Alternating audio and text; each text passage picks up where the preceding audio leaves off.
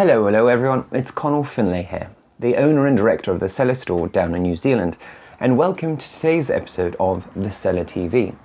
So what we're trying today is perhaps one of the most legendary and iconic producers in all of Spain. In fact, probably one of the most iconic producers in all of the world, well, in my opinion at least. And so it's R Lopez Heredia Vina Tondonia. So I usually just call these wines the Vina Tondonia. So down here, as you can see, and this particular wine is fabled as one of the most important white wines in the world. And so this is their their Blanco Reserva. This particular vintage is the 2003. And it is, without a doubt, as I say, one of the most important white wines in the world.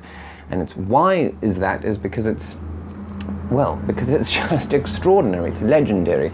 And this is unknown, completely and utterly unknown for many sort of white wines. Generally speaking, you think of white wine and it's made, it's crushed, it's fermented, it's bottled, and then it's shipped right out into the supermarkets or wine stores after a year or two, after they've picked it off the vine. Whereas this is the 2003 vintage, the most current vintage of this particular white wine, and we're here in 2017 trying it. And so as you can see, that's already, it's 14 years, isn't it, since this was actually picked off the vines.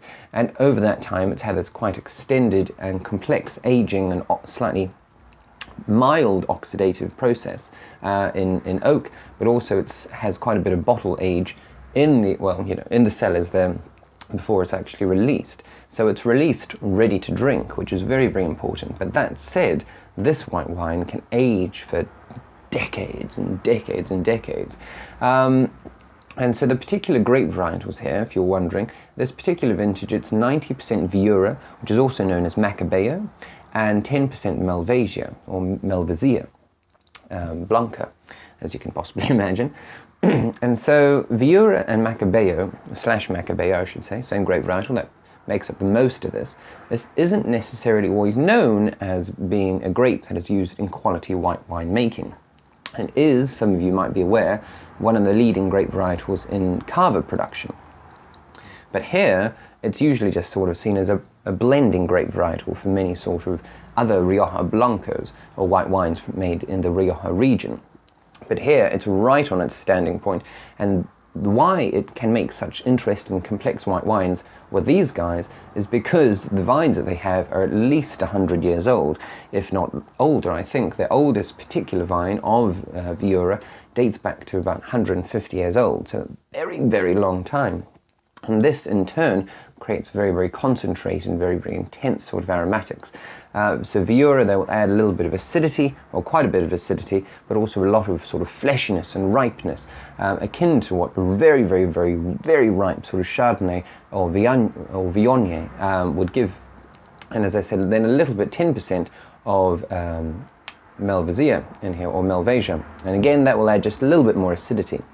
So overall, this white wine is truly incredible. And it stands up with many of the top white wines from places like Bordeaux, or, well, anywhere really. But it's often said that it is akin to many sort of aged Bordeaux Blancs as well. So that's a Sauvignon-Semillon blend. So very complex. Anyway, it's a real treat to be able to try this wine. So let's give it a sniff, shall we? Now, for a wine like this, I would like to point out, and I've said it many a time before on the channel, decant. Something of this sort of quality level, it really needs, and complexity as well, it really needs quite a bit of time to decant. So we've actually decanted it for 2 hours, I think it was, before filming this. And it really just allows all those very complex aromatics to sort of just come out and really speak to you, which is very exciting. So over this time, as it's opened up, you're getting a whole bunch of really fun stuff.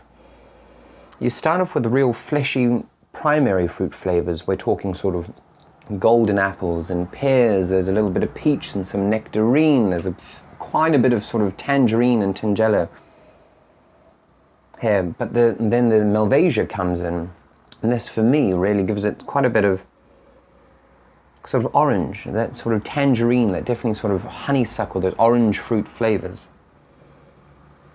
coming through, but then the sort of the oxidative and the sort of the oaking process that goes into making this this wine, it starts to really kick in, and then you're getting quite a bit of sort of almondy, these nutty flavors, sort of like this biscotti and sort of toasted shortbread and sort of caramelized vanilla bean and things like this. It really does have so much on the nose. It's just gorgeous. Anyway, so let's give it a taste.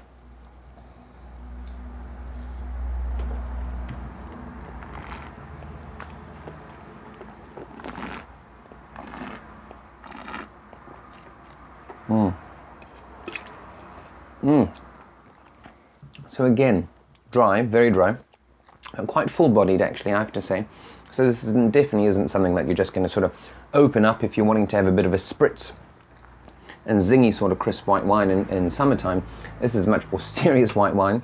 This is, as I say, quite full-bodied, quite rich, very, very complex, beautifully and soft and textural on the palate here.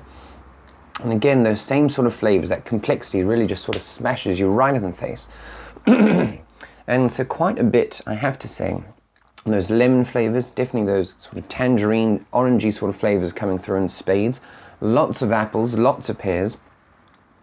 Quite a lot of that nuttiness is really starting to come through here. So a lot of those biscotti, as I say, so almonds, a little bit of sort of toasted macadamia nuts, a bit of shortbreads coming through here as well. A sort of vanilla bean coming through.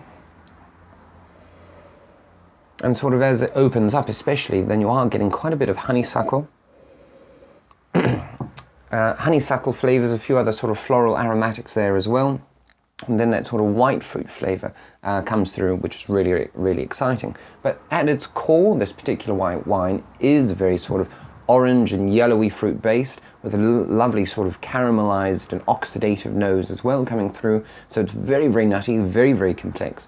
To sort of put it into layman's terms, it's like, well, it's like